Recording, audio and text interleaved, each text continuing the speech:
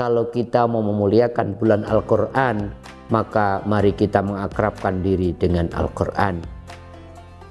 Khairukum man ta'alamal Quran wa 'alamah. Kanjeng Nabi mengatakan sebaik-baik kalian adalah orang yang mau belajar Al-Quran dan kemudian mengamalkannya. Tetapi orang yang senantiasa belajar Al-Quran, bahkan mahir dengan Al-Quran, nanti dikumpulkan dengan orang-orang yang suci, para malaikat, para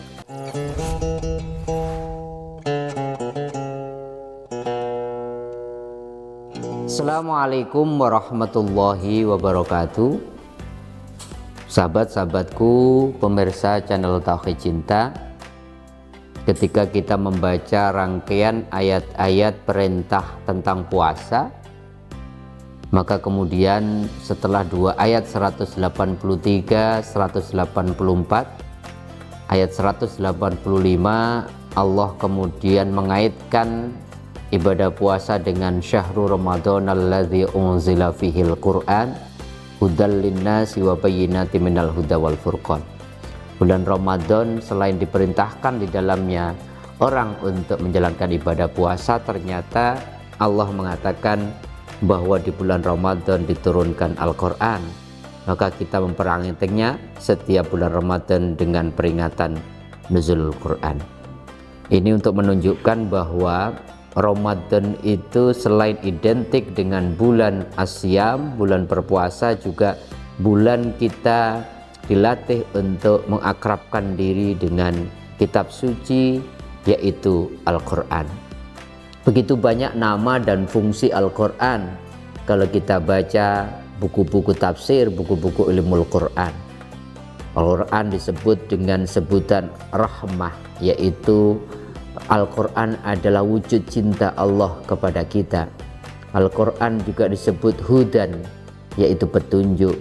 Al-Quran juga punya fungsi syifa'ul syudur, yaitu bagaimana menjadi obat bagi dada dan hati orang yang membacanya. Bahkan Al-Quran juga disebut nurum mubin, cahaya yang sangat terang dan jelas yang menghantarkan manusia yang membaca Al-Quran untuk bisa membedakan mana yang hak dan mana yang batil. Maka tidak ada cara lain kalau kita mau memuliakan bulan Al-Quran, maka mari kita mengakrabkan diri dengan Al-Quran. Khairukum man ta'alamal Quran wa 'alamah.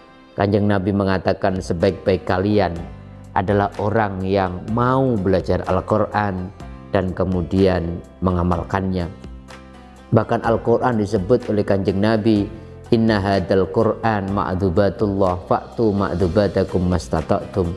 Al-Quran ini, kata Rasulullah, adalah hidangan, yaitu hidangan rohani yang ditawarkan, yang disajikan Allah kepada kita. Maka cicipi hidangan rohani berupa ayat-ayat suci Al-Quran itu semampu kalian.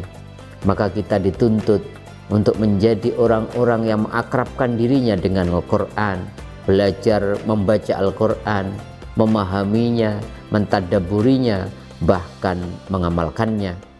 Satu huruf saja ketika kita baca Al-Quran, kata Rasulullah, maka dihitung satu kebaikan dan kemudian dilipat gandakan 10 kali.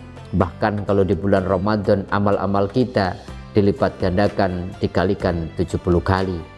Ada 1.027.000 Imam Syafi'i menghitung huruf-huruf di dalam Al-Quran. Maka betapa luar biasanya kebaikan yang kita dapatkan kalau kita senantiasa mengisi hari-hari kita dengan Al-Quran. Tiada hari tanpa Al-Quran. Oleh karenanya di bulan Ramadan ini, ayo kita punya target sampai sejauh mana kita mengisi hari-hari kita dengan Al-Quran. Khatam 1 kali selama bulan Ramadan, 1 juz per hari, ataukah mungkin lebih dari itu. Kalaulah tidak mampu, maka mastata'tum, cicipi hidangan rohani itu, kata Rasulullah, semampu kita. Begitu banyak kemuliaan yang didapatkan kalau kita akrab dengan Al-Quran. Selain Al-Quran akan menjadi kompas, akan menjadi guidance dalam kehidupan kita. Selain Al-Quran akan menjadi petunjuk. Selain Al-Quran akan menjadi cahaya yang terang.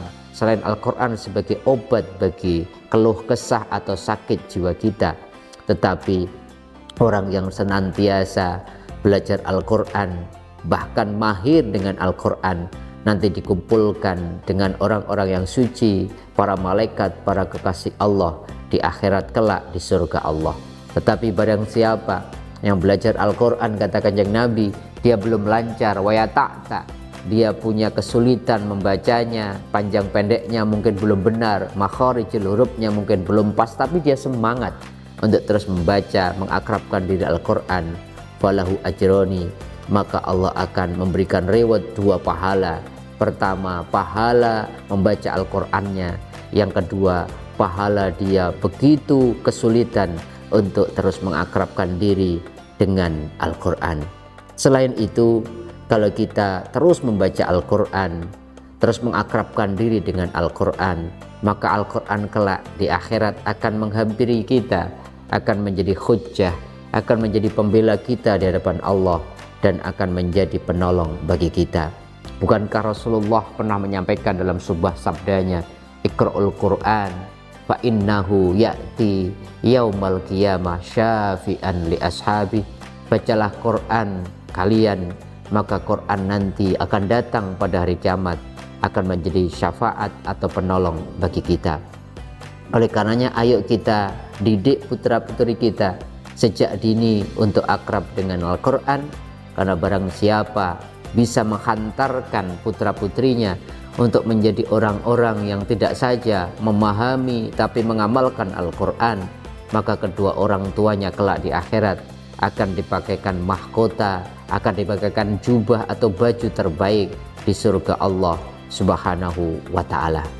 Oleh karenanya, sekali lagi sahabat-sahabatku pemirsa channel Tauhid Cinta, Ramadan adalah bulan Al-Quran, maka mari kita memohon kepada Allah untuk bisa terus mengakrabkan diri dengan Al-Quran di bulan Ramadan ini.